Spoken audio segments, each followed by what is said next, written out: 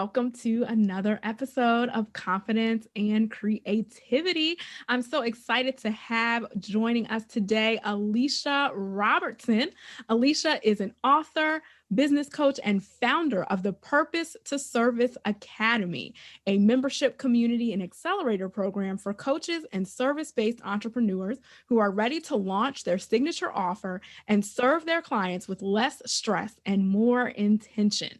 After experiencing severe burnout, Alisha tore down everything she thought she knew about entrepreneurship and decided to build a successful brand that helped women to focus on building their business without sacrificing the life they desire. So, Alisha, welcome to the show. Hi, thank you so much for having me. Yes, I am so excited to have you and honored to have you. Look, I have my planner here, so Yay! yeah, so I've definitely been using that this year to get. Actually, maybe I should try to show the actual cover. Well, to those who are watching, those who are listening won't be able to see this, but if you're watching, this is Alisha's purpose planner. Thank you. So I've definitely been using that this year to help organize my life and my goals. But yeah, so I'm so excited to have you today. And, I really wanted to have you on because, first of all, I definitely see you as someone who embraces the words confidence and creativity, because when I look at you and look at your brand, I definitely see that all the way through. So can you just kind of talk about, your confidence journey? Were you always someone who kind of said, hey, I'm this entrepreneur, I'm taking the reins, I'm in front of the camera, or, was it a process? What was it like for you?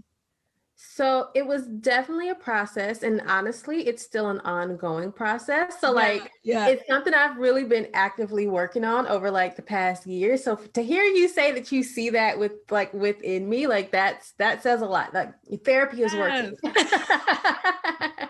So no, I haven't always been this super confident person. I was someone who really, really struggled with imposter syndrome and going into an industry for me where you're seeing millionaires and people who have these large followings and who are making this really big, huge impact. That's something that I almost felt I'm not doing what they're doing. So I can't call myself a coach, or I can't be in this industry because I'm not, making multiple millions of dollars, or I don't have an Instagram following of 1 million people. I can't possibly call myself a coach because that's not what a coach looked like to me. And I'm just been, slowly learning, of course, with the help of therapy. I cannot take all the credit that, I have been called, in this space for a very specific reason. I have been given these gifts for a very, very specific reason.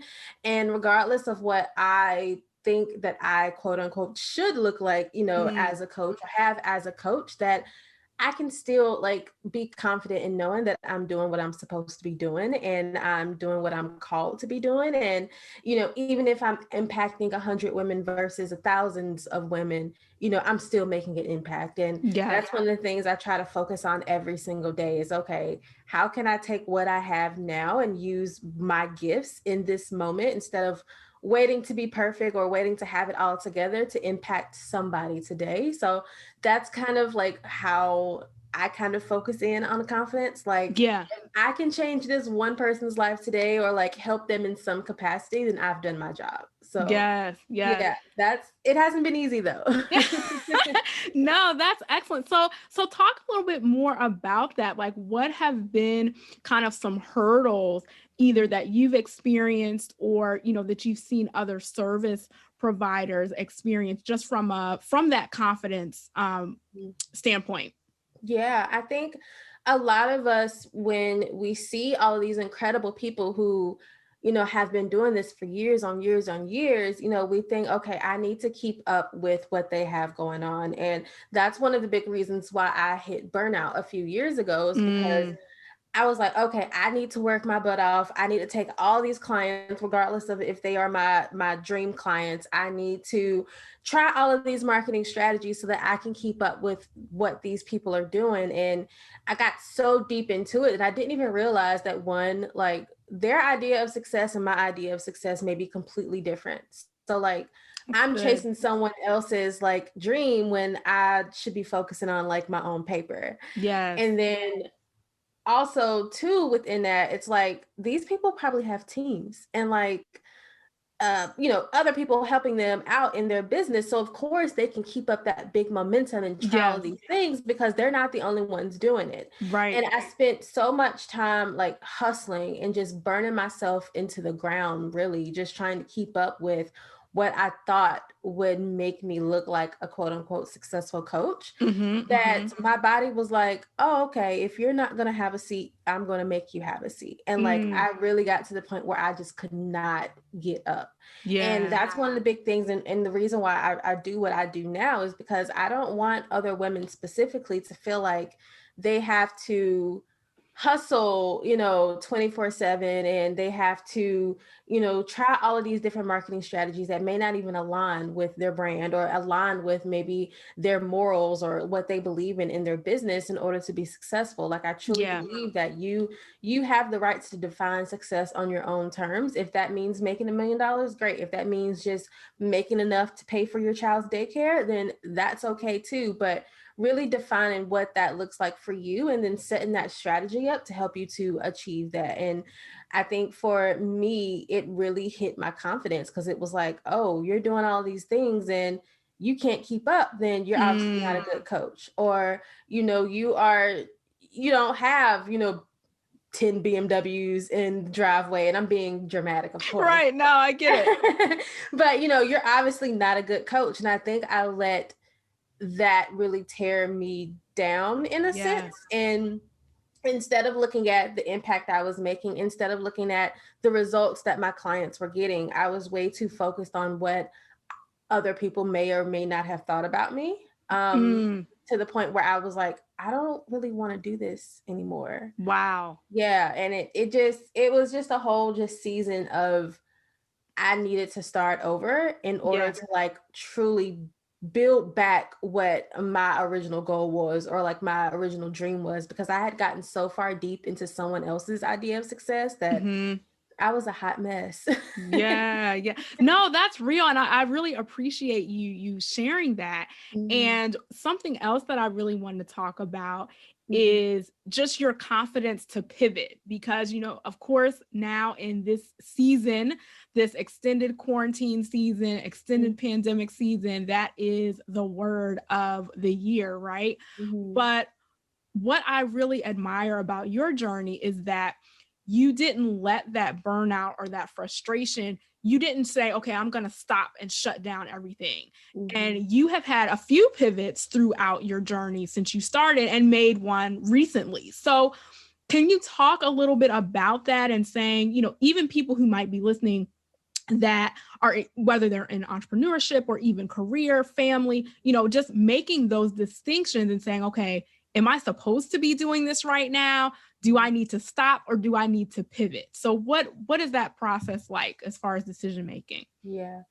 So for me, I'm really big into praying. I try not to make any major moves until I, tap in and say, all right, God, like what we doing here? Because Yeah, something's not sitting right. Something's not right. making any sense to me. So like, what are we doing? And I know for me, whenever I get that uneasiness feeling or like that feeling of something just doesn't feel aligned.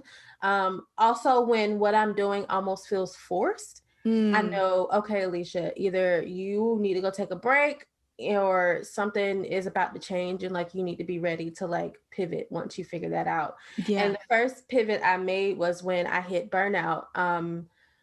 I just completely shut down. Like, and I thought at that time, okay, you just need a break. Like, let's relax, Yeah. give it a few weeks or so, you'll be fine. But even after then, I still felt uneasy. I still almost had like this resentment almost for my clients. And Mm, like my clients were great. It wasn't their fault. It was me. So yeah. I knew at that time that I needed to like just start over. And I didn't know what starting over looked like. Look like, I yeah. had just wrote a book.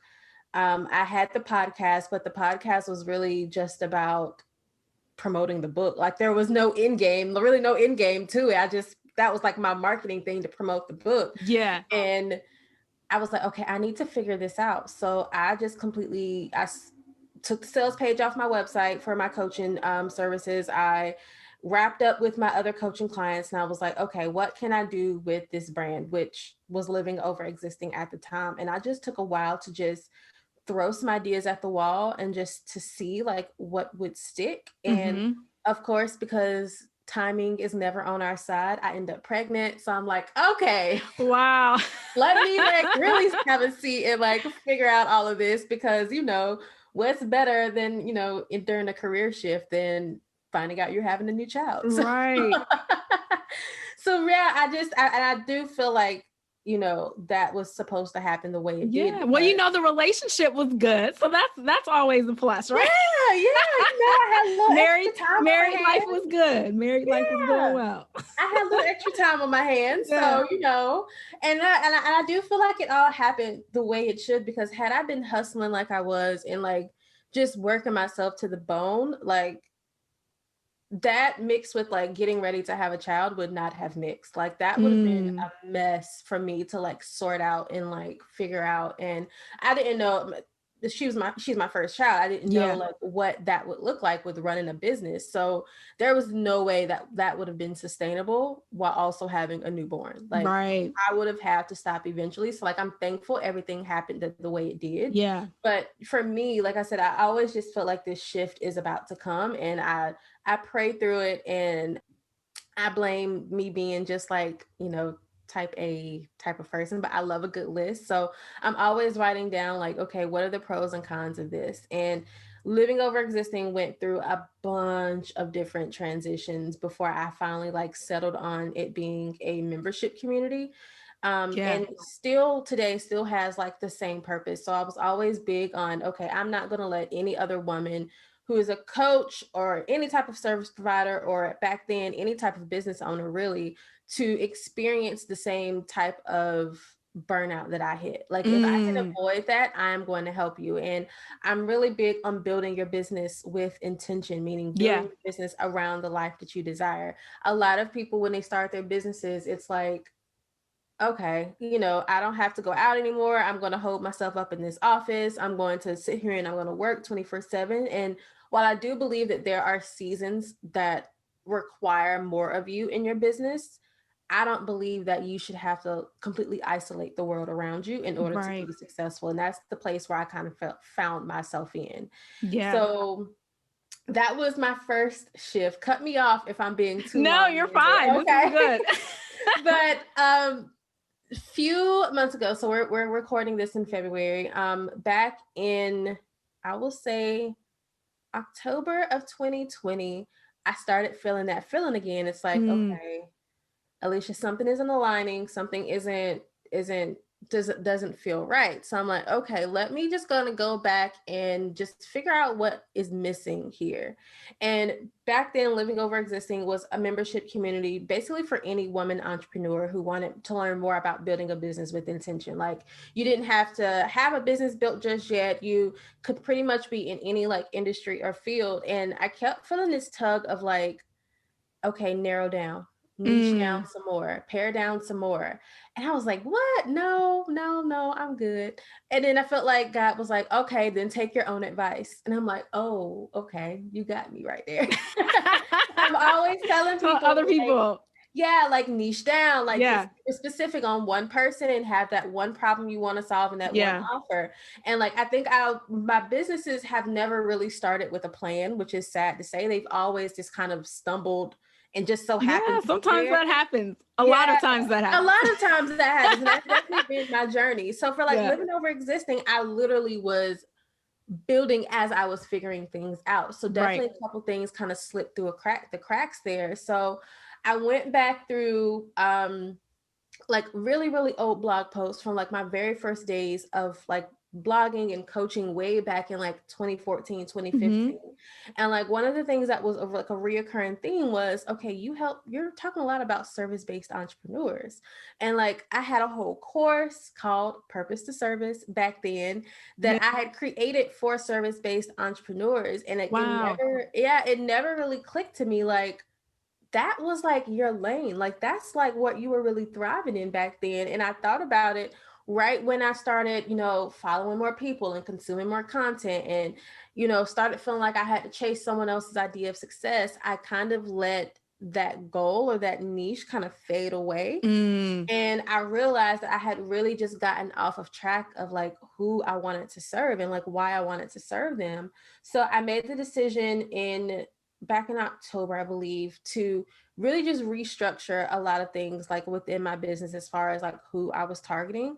And I wanted to really target, again, coaches and service-based entrepreneurs who really wanted to build their business but didn't want to feel like their clients were in control of them, That's So good. yeah, so I wanted to really just make that the core of why I was doing what I was doing and really just getting back to like my roots. Like a lot of people just thought it was like a change that I made out of thin air. And I'm like, no, I've been talking about service-based entrepreneurs since like 2015. Like this Yeah. has always been like my jam. Right. And with that big change, like, everybody was like, oh, okay, like that makes sense. Like I get it now. But still the name living over existing, like something just didn't connect with that shift. Mm-hmm. So a friend suggested that I like pray for 7 days before I made any like rebranding decisions, because that's a big decision to make. Like that's not something that you just kind of dive into. Yeah. So I spent those 7 days. I don't even think I got to 7 days before God was like,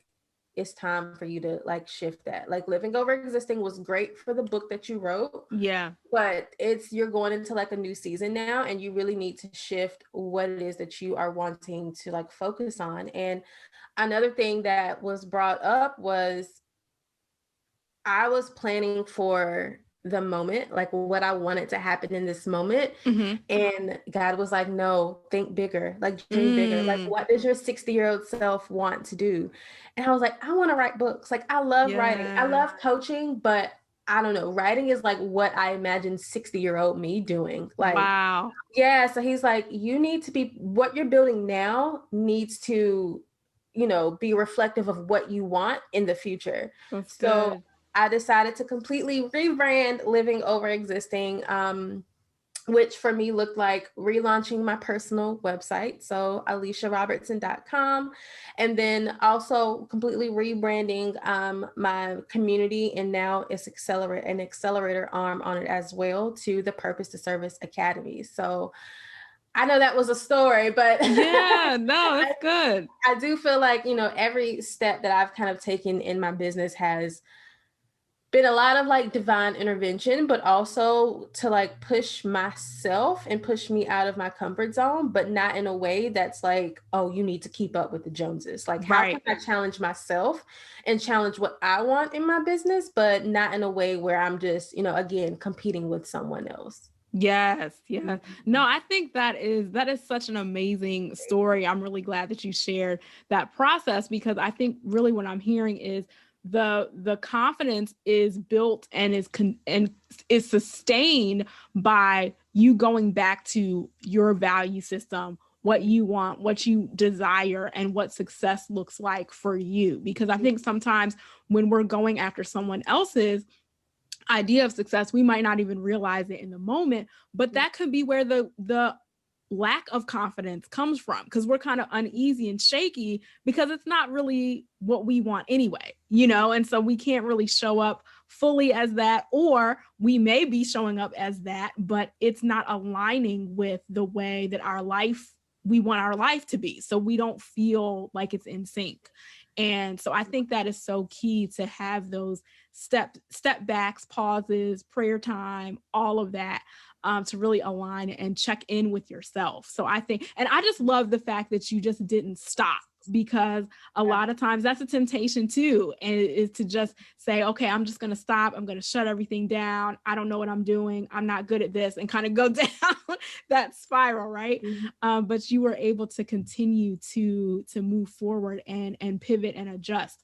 So I guess speaking along with that, where would you say your creative inspiration comes from? Like, I know you have a leg up on everybody because you're like a graphic designer pro. So there's that. But outside of that, where would you say, what helps you kind of stay inspired? Yeah. I love learning things. Like, I am such a nerd. I will sit on YouTube and learn how to make my own logo or learn how to create my own workbooks or my own website. Like that's just, I've just always been very just inspired by learning things. Yeah.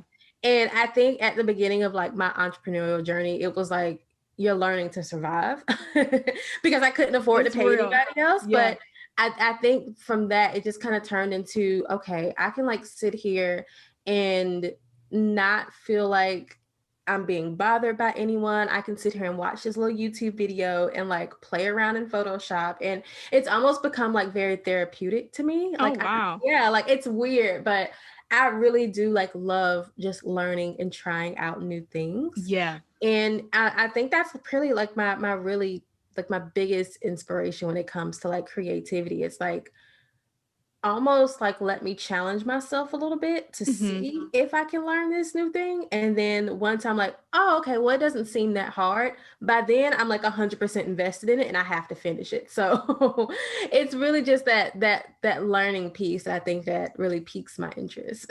Yeah, no, that's amazing. I mean, I wish I had that kind of patience with graphics, but Thank you. but no, that's awesome. So as far as just where you are now versus, where you were before, how are you feeling now, going into this pivot? Like, did you have any hesitations, or was it just kind of like, I made this pivot, it's smooth, it feels so much better? How did it feel for you? So I definitely had hesitations, just because I have made pivots in the past and I have changed things in the past. And I don't think a lot of people who are not really who I don't think a lot of people who one haven't really followed me for that long understand like Mhm. kind of how my brain works.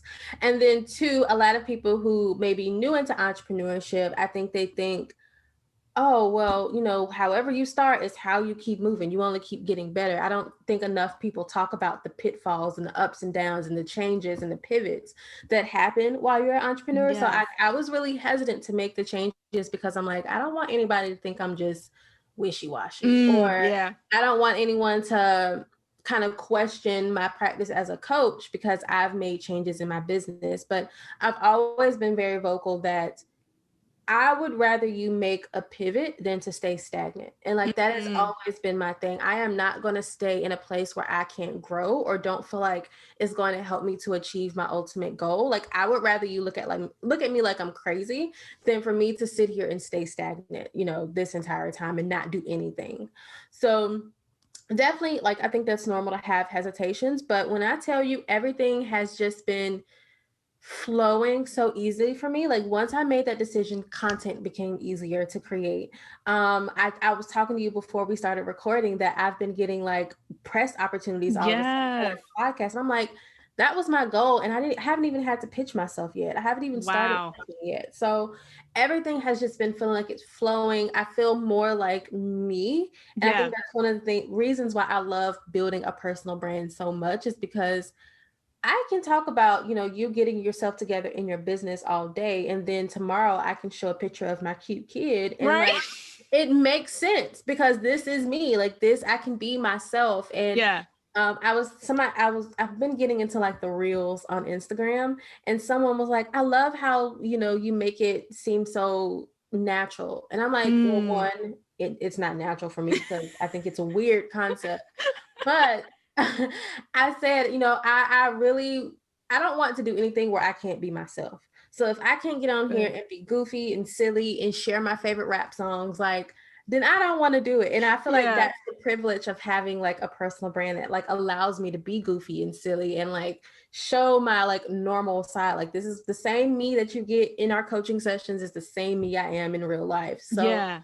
I've loved how this transition has just allowed me to be more comfortable in myself. And like even my husband said that he was like, I feel like you're like getting out of your shell more. And I'm like, because I feel like I can be me and not Yeah.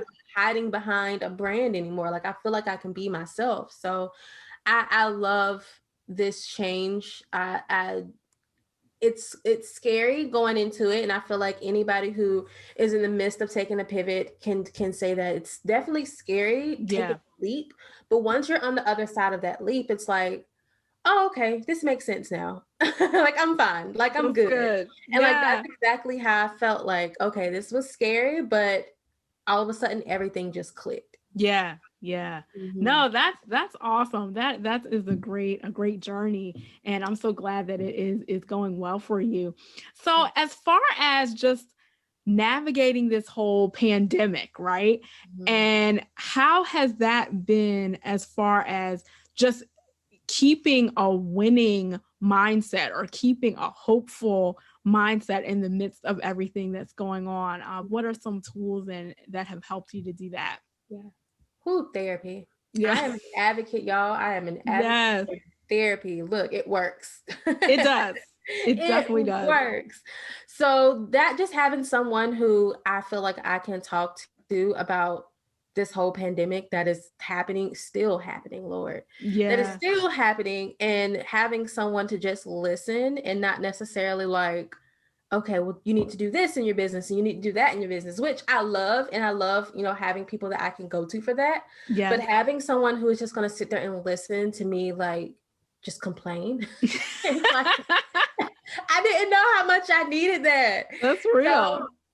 yes. And like, so that has been so helpful.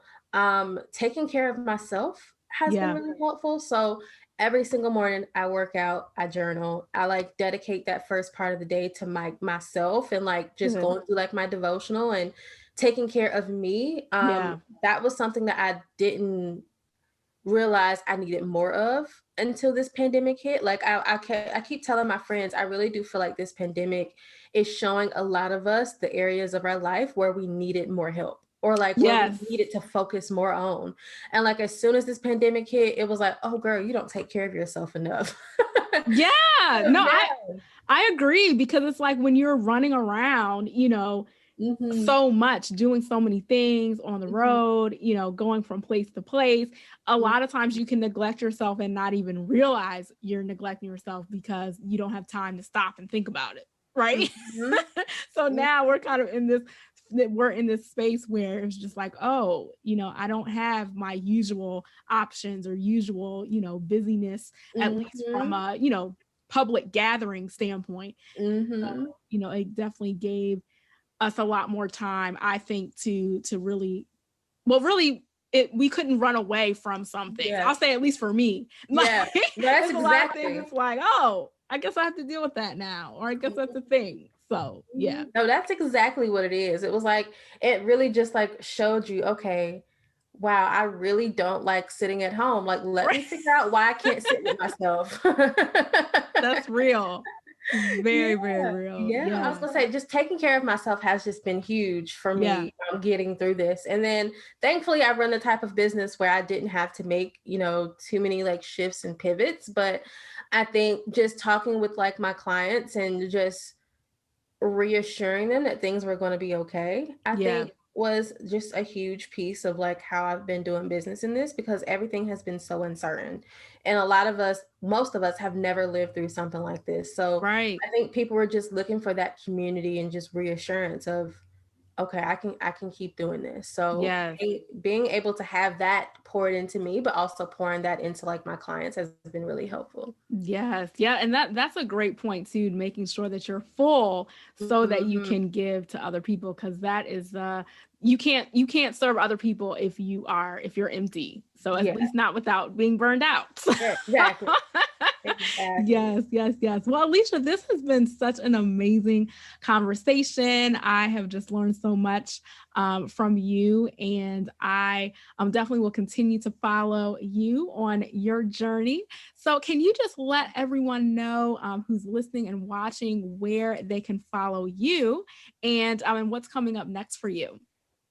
Yeah, so you can find me on my website. It's AlishaRobertson.com. You can find me, I mostly hang out on Instagram and Twitter, and it's at the Alicia Nicole. So those are like my spaces. Right? And for me, I think it's just expanding on what I have. Like I have this one incredible offer. So we have our membership community, and then this upcoming week we're launching the accelerator leg of it. So just having like this one offer and finally having something I feel like is solid enough to continue building on is it's really just spending the rest of this year just seeing like how far I can take it and like how I can even make it better as I'm getting feedback from our clients. So Yes. yeah. Excellent. Excellent. Well, thank you so much for this conversation. This was awesome. So everyone definitely follow Alisha, and definitely just want to encourage everyone that if you are in the midst of a pivot, it is okay. You will get through it. And definitely don't give up and take care of yourself and keep on going. Yeah. Thank you for having me. No problem. Thanks, everyone.